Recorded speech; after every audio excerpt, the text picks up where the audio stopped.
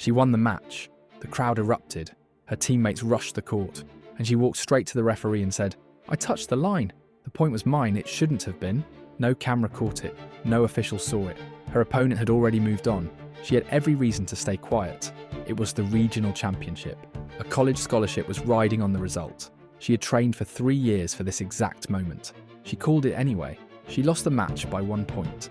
In the locker room, she sat alone and cried, not because she lost, because she had done the right thing, and it had cost her everything she worked for. But something else happened too. The opposing coach had watched the whole thing. He called the scholarship committee himself and told them what she did. She got the scholarship, not for her backhand, for her character. Years later, she said the win she gave away was the one she was most proud of, because she found out who she was when nobody was watching.